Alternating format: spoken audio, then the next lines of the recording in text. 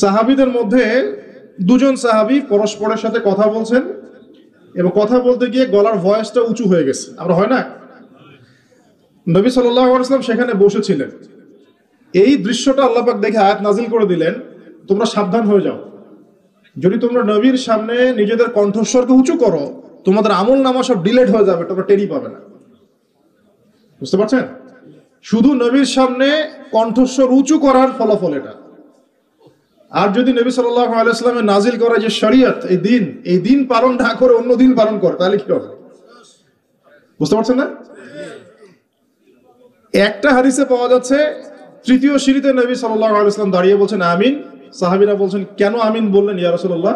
নবীজি বলছেন আমি যখন তৃতীয় সিঁড়িতে ছিলাম জিবরাইল আলাইহিস সালাম এসেছিলেন, এসে বলেছেন ধ্বংস হোক সেই ব্যক্তি যে ব্যক্তির সামনে নবীর নাম উচ্চারিত হয়েছে কিন্তু সে নবীর নাম শুনে দরুদ পড়ে নাই সাল্লাল্লাহু আলাইহি ওয়াসাল্লাম। নবীর নাম শুনে শুধু দরুদ পড়ে নাই, তাতেই তার ধ্বংসের অভিশাপ চলে আসতেছে। আর একটু চিন্তা করেন, যে নবীর উপরে কোরআন এবং সুন্নাহ নাজিল হয়েছে, যে কোরআন সুন্নাহ পরিপূর্ণ ইসলাম রিলিজিয়ন জীবন ব্যবস্থা, এটা বাদ দিয়ে কেউ যদি অন্য মতবাদ ইসলাম দর্শন তালাশ করে, তার আমলনামা টিকবে? কমন সেন্স কি বলে টিকবে? দেখেন কমন সেন্সের অভাব থাকলে মানুষ কি করে। আল্লাহ পাক বলছেন যে তোমরা আল্লাহকে ভয় করো, সূরা বাকারা পড়ে দেখেন 279 থেকে 83 পর্যন্ত 4টা আয়াত পড়ে দেখেন। আল্লাহ পাক বলছেন তোমরা আল্লাহকে ভয় করো এবং সুদ ছেড়ে দাও। কি ছেড়ে দাও? যদি না ছাড়ো তাহলে ফাযানু বিহারবিন মিনাল্লাহি ওয়া রাসূলি, তাহলে আল্লাহ এবং তার রাসূলের সাথে যুদ্ধের ঘোষণা শুনে রাখো। একটু আগে শুনলেন নবীর নাম শুনে দরুদ না পড়লেই তার অভিশাপের ফয়সালা হয়ে গেছে। এখন যদি আপনি সুদ খাওয়ার মধ্য দিয়ে নবী এবং আল্লাহর সাথে যুদ্ধ করতে থাকেন, তাহলে কবরে নিশ্চয়ই ওই নবীকে উত্তর দিতে পারবেন, হাউজে কাউসারের পানি নিশ্চয়ই পাবেন, আর শাফায়াত অবশ্যই পাবেন নাকি? এগুলো কমন সেন্সের বিষয় না?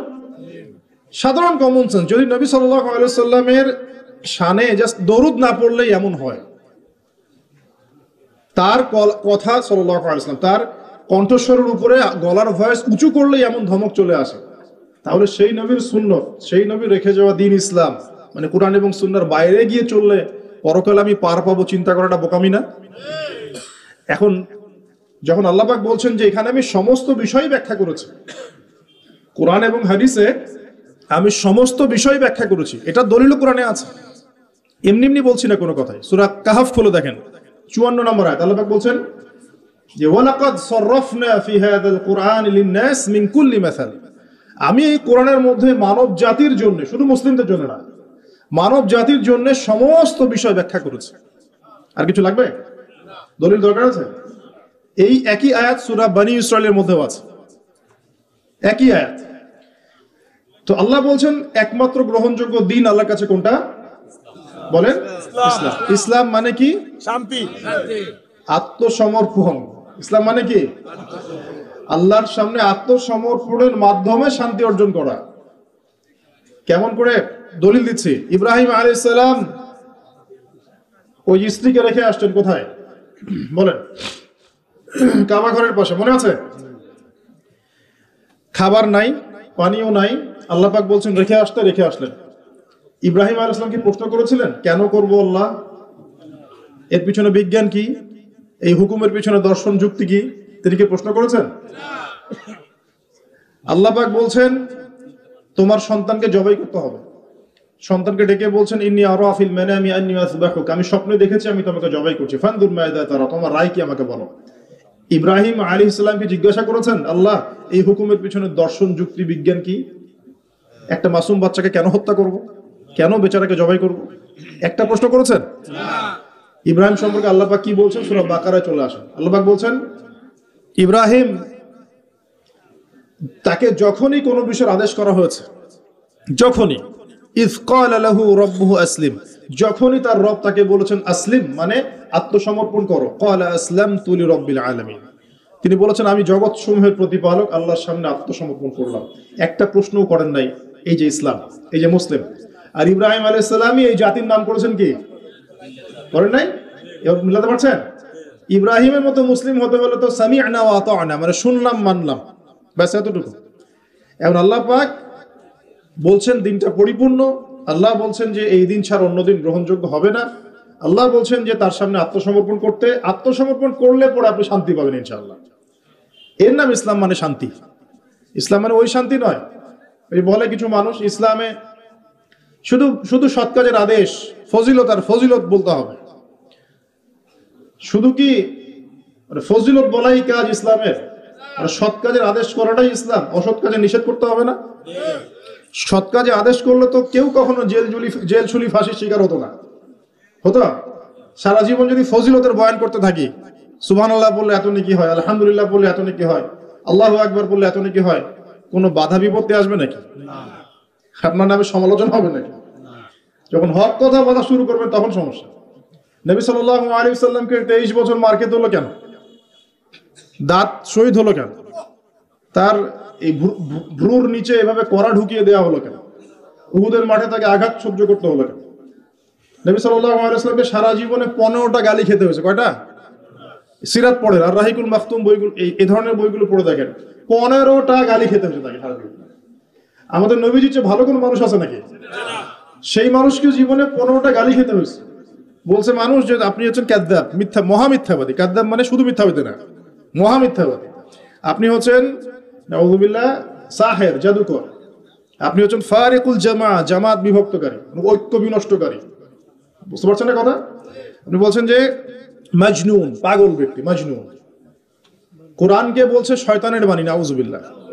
তাকে নাকি জিন ভর করেছে, জিন ছাড়ানোর জন্য একজন এসেছিল, জিমাদ আল-আজদি তার নাম। সে খবর পেয়েছে নবী সাল্লাল্লাহু আলাইহি ওয়াসাল্লাম কোরআনের মতো কিছু বলে বেড়াচ্ছেন। তার ধারণা যে নবী সাল্লাল্লাহু আলাইহি ওয়াসাল্লামকে জিন আক্রমণ করেছে, নাউযুবিল্লাহ। সে এসে বলছে, শোনেন ঘটনাটা খুব মজার। সে এসে বলছে যে মুহাম্মদ কোথায়? মক্কায়। সবাই দেখিয়ে দিল ওই যে কাবা ঘরে বসে আছে, যাও। তিনি গিয়ে বলছেন যে আমি অনেক জিনগ্রস্ত মানুষের চিকিৎসা করেছি, আপনার কি সমস্যা একটু বলেন তো, আমি আপনার চিকিৎসা করতে আসছি।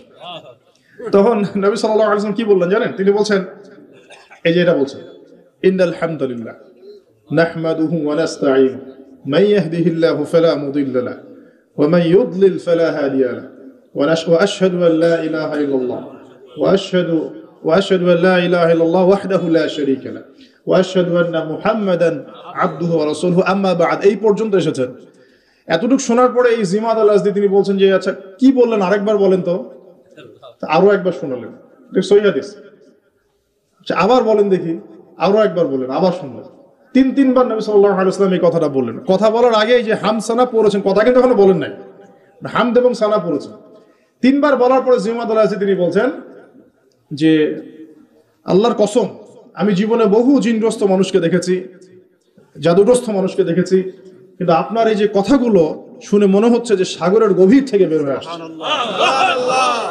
এবং দিন তিনি কালিমা পড়ে মুসলিম হয়ে গেলেন। এটা বিখ্যাত ঘটনা, জিমাদ আল-আজদির ঘটনা।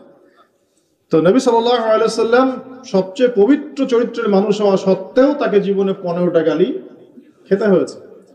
আমি আরো পড়েছি, স্টাডি করেছি, দেখেছি তাকে প্রায় 16 বার হত্যার চেষ্টা করা হয়েছে। কতবার? প্রায় 16 বার। মক্কা মদিনা উভয় ক্ষেত্রেই। মক্কার তো নির্যাতন আপনারা জানেনই, গলার মধ্যে চাদর পেঁচিয়ে দেওয়া হয়েছে, পিঠের উপর উঠে নাড়ি ভুড়ি চাপিয়ে দেওয়া হয়েছে, হয় না? একজন থুতুও দিতে চেষ্টা করেছিল নবী সাল্লাল্লাহু আলাইহি ওয়াসাল্লামকে। আল্লাহ নবী তখন বদদোয়া করেছিলেন একটা, যে আল্লাহ তোমার জাহান্নামে যে কুকুরগুলো আছে এর মধ্যে একটা কুকুরকে এর পিছনে লেলিয়ে দিও। এরপরে কি হয়েছিল, বহু বছর পরে এই ব্যক্তি সিরিয়ার দিকে গিয়েছে সফর করতে, হঠাৎ রাত্রেবেলা দেখে যে তার তাঁবুর বাইরে বাঘ হাজির, একটা বাঘ কোত্থেকে আসলে কেউ বলতে পারে না, এবং এর হাতেই তার খালাস, একবারে শেষ। তো আবার একদিন যখন তিনি নামাজ পড়ছেন, উটের নাড়ি ভুড়ি চাপিয়ে দেওয়া হলো, নবী সাল্লাল্লাহু আলাইহি ওয়াসাল্লাম হাত তুলে দোয়া করলেন। দোয়া করে বলেন, আল্লাহ এই যে আবু জাহাল, নাম উল্লেখ করে করে, আবু জাহাল, আল্লাহ যে উতবা, যে শাইবা, যে রাবিয়া, এদের নামগুলো মেনশন করে করে, আল্লাহ তুমি এদেরকে দেখে নিও। যতজনের নামে বদদোয়া করেছেন সবার লাশ বদরের কূপে পাওয়া গেছে। যতজনের নাম ধরে তিনি বদদোয়া করেছেন সবার লাশ 10 বছর পর বদরের যুদ্ধে কূপের মধ্যে পড়েছিল। একটু আগে বলেছিলাম না নবী সাল্লাল্লাহু আলাইহি ওয়াসাল্লামের বদদোয়া। আর আমরা যারা সারা জীবন অতিবাহিত করছি, দিনের কোনো ফিকিরই নাই, দিন পালনের কোনো ফিকির নাই, নামাজ না আছে, পর্দা না, জাকাত না, ইসলামিক অর্থনীতি না, ইসলামিক পরিবার, না ইসলামিক রাষ্ট্র গড়ার কোনো চিন্তা ভাবনা, কিছুই নাই। তাহলে আমাদের কি হবে আল্লাহ ভালো জানেন। প্রিয় ভাইরা, 16 বার তাকে হত্যা করার চেষ্টা করা হয়েছে, এটা আমি পেয়েছি। এমনকি মক্কা বিজয়ের পরে যখন তিনি তাওয়াফ করছেন, ওই সময়ও একজন চোরাগুপ্ত হামলা চালানোর চেষ্টা করেছে। এখন আমাকে উত্তর দেন, নবী সাল্লাল্লাহু আলাইহি ওয়াসাল্লাম এত পুত পবিত্র চরিত্র অধিকারী মানুষ হওয়া সত্ত্বেও মানুষ কেন তাকে গালি দেয়, কেন তাকে হত্যার চেষ্টা করে? কি কারণ? কারণ একটাই, লা ইলাহা ইল্লাল্লাহর দাওয়াত এমন দাওয়াত যেটা খালি মুখের জিকিরের দাওয়াত নয়। লা ইলাহা ইল্লাল্লাহর দাওয়াত মানে আল্লাহ পাকের জমিনে আল্লাহ পাকের পূর্ণ বিধান চলবে, অন্য কিছুই চলবে না। আর এই সৎ কাজের আদেশ, অসৎ কাজের নিষেধে যখন আপনি যাবেন, তখন অবশ্যই এরকম বাধা বিপত্তি আসতেই হবে। যদি না আসে, বুঝতে হবে এটা কোনো দাওয়াতই হচ্ছে না, এটা জাস্ট একটা গোলালু মার্কা দাওয়াত হচ্ছে। আমি নিজেও ফিল করি যে আমি আসলে কি করতেছি, এখন কি দাওয়াত দিচ্ছি মানুষকে, কি বলবো আর কি বলবো না, মানুষকে কি বোঝাচ্ছি, আর আমি বা কতটুকু যোগ্য, কে কান্ডারি হবে, কারা, কে নেতৃত্ব দিবে, কোথা থেকে আসবে এমন নেতা যারা সারা বিশ্ব জুড়ে ইসলাম প্রতিষ্ঠা করবে। কি করছি আমরা আসলে, কতটুকু বলতে পারছি, কতটুকু বলতে পারছি না। ফজিলত তো বর্ণনা করে রাত পার হয়ে যাবে সবকিছু, কিন্তু আপনি যখনই সুদের, ঘুষের, জেনার, মদের এইসব বিরুদ্ধে কথা বলবেন, তখন তো আপনি টিকতে পারবেন না। তাহলে দিন ইসলাম পরিপূর্ণরূপে পালন করতে হবে, এই দায়িত্ব সবাই নিজের কাঁধে নিয়ে নেন। অন্যের দায়িত্ব বাদ দেন, নিজের দায়িত্বটাকে নিয়ে নেন নিজের উপর, যে আমি আল্লাহর জমিনে আছি, 60-70 হয়তো 100 বছর বাঁচবো, আল্লাহু আ'লাম, ঠিক আছে। আর যে যুগ পড়েছে এত বছরও মানুষ বাঁচবে কিনা আল্লাহ ভালো জানে, তাই না ভাই? এই কিছুদিন আগে করোনা এসেছিল, এক ধোঁয়ায় কতগুলো মানুষকে ধুয়ে দিল না, ধুয়ে দেয় নাই? জি, আচ্ছা। আরো আসতেছে, আমি দেখলাম গত 3 দিন আগে একটা নিউজ দেখেছি, সাইবেরিয়া একটা অঞ্চল আছে না, সাইবেরিয়া, এর বরফে ঢাকা, এর নিচে কয়েকশো হাজার বছর আগের ভাইরাসগুলো এখন আস্তে আস্তে জীবিত হচ্ছে নাকি, নিউজ করেছে দেখবেন। কয়েকশো হাজার বছর আগের মাটির এই বরফের নিচে চাপা পড়া ভাইরাসগুলো আবার নাকি জীবিত হচ্ছে। এটা নিয়ে আবার বিজ্ঞানীরা শঙ্কা করছেন যে মহামারী আসতে পারে একটা। তো এই পৃথিবীতে 100 বছর বাঁচার মানে আসলে খায়েশ রাখাটা ঠিক হবে না, আসলে এত লম্বা হয়তো হায়াত আমাদের হবে না, আল্লাহ ভালো জানেন আমাদের কথা। তো এখন বিষয়টা হচ্ছে যে এই যে হায়াতটুকু আল্লাহ পাক দিয়েছেন, তার মধ্যে তো 30-40 বছর অলরেডি চলেই গেল আমাদের, হয়তো সামনে পড়ে আছে 10-20 বছর, আল্লাহু আ'লাম। এখন নিজের উপর যদি নিজের ফরজিয়াতটা না নিয়ে আসে যে আমার দায়িত্ব দিন ইসলাম পরিপূর্ণরূপে পালন করা, তাহলে সমস্যা না ভাই। মানুষের কথা বাদ দেন, কবরে তো একাই যাওয়া লাগবে নাকি? যার যার কবরে তো একাই যাওয়া লাগবে। স্ত্রী সন্তান, বাবা মা, আত্মীয় স্বজন, নেতা নেত্রী যাবে নাকি কবরে? যারা আজকে আমাদেরকে মোহগ্রস্ত করে রেখেছে, মোহগ্রস্ত বোঝেন, দুনিয়ার মায়া মোহর মধ্যে ব্যস্ত করে রেখেছে, কেউ কি যাবে? ওই একটা হাদিস পড়লেই চোখে পানি চলে আসে, মাইয়াতকে রাখা হয় কবরে, আর মাইয়াত যে পায়ের খসখস শব্দ শুনতে পারে, তাকে যারা দাফন করতে আসছে তার পায়ের খসখস শব্দ সে শুনতে পারে, আল্লাহ পাক শোনায়। আল্লাহ পাক শুনালে মানুষ শুনবে না? আল্লাহ পাক যদি দেখায় মানুষ দেখবে না? তো আল্লাহ যদি কাউকে কিছু শোনান তাহলে তো সে শুনবে, সে দেখবে, সে বুঝবে। এরপরে যখন তারা চলে যায় তখন সে একা নিথর পড়ে থাকে। যদি মুমিন ব্যক্তি হয় তাহলে মাথার দিক থেকে নামাজ আসবে, এই যে ডান দিক থেকে যাকাত, বাম দিক থেকে রোজা, পায়ের দিক থেকে অন্যান্য সৎ আমলগুলো এসে তাকে সঙ্গ দিবে। ফেরেশতারা প্রশ্নোত্তর পর্ব করবেন, সে ইনশাআল্লাহ তাআলা বুক ফুলি উত্তর দিয়ে দিবে ইনশাআল্লাহ। এখন দেখেন, এই যে প্রশ্ন করা হবে মান রব্বুক, কে তোমার রব, দুনিয়াতে যে আল্লাহর দ্বীনই পালন করছে না সে কি উত্তর দিতে পারবে নাকি? মান রব্বুক, কে তোমার রব, আল্লাহর সাথে দুনিয়াতে শিরিক করছে, তো শিরিকের পাপে থাকলে কি মান রব্বুক উত্তর দিতে পারবে? জিজ্ঞেস করা হবে মা দিনুক, তোমার দিন কি, যে দিন ইসলাম আংশিক মানে আংশিক মানে না, উত্তর দিতে পারবে? আল্লাহ পাক বলছেন উদখুলু ফিস সিলমি কাফা, তোমরা পরিপূর্ণ রূপে ইসলামে প্রবেশ করো। আল্লাহ কি বলছেন আংশিক রূপে প্রবেশ করো? বরং আংশিকতার শাস্তি আল্লাহ পাক বলছেন, সূরা বাকারা পড়ে দেখেন 85 নম্বর আয়াত, নাম্বার বলে দিলাম 84-85। আল্লাহ বলছেন আফাতুমিনুনা বিবাদিল কিতাবি ওয়া তাকফুরুনা বিবাদ, তোমরা কি আল্লাহর কিতাবের কিছু অংশ মেনে চলবে আর কিছু অংশকে ছেড়ে দিবে? ফামা জাযাউ মান ইয়াফআলু যালিক ইল্লা খিজয়ুন ফিল হায়াতিদ দুনিয়া। যারা এরকম আদর্শে চলবে, কিতাবের কিছু অংশ মানি, কিছু অংশ মানি না, আল্লাহ বলছেন দুনিয়াতেই তাদেরকে লাঞ্ছিত করে দিব আমি। এই যে পুরো বিশ্ব জুড়ে মুসলিমদের উপর লাঞ্ছনা আসে নাই, এইটাই কারণে আসছে। আমরা কিতাবের কিছু অংশ মানি, কিছু অংশ মানি না। কিতাবের কিছু অংশ আমরা মানি ঠিকই, কে বলছে নামাজ রোজা হজ জাকাত আমরা মানি না? আমরা মানি তো, কিন্তু সুদটা ছাড়তে যান, দেখেন মানে কিনা। এই সুদের করাল গ্রাসে এই পুরো বিশ্বের অর্থনৈতিক সিস্টেমটা এখন হুমকির মুখে পড়ে আছে।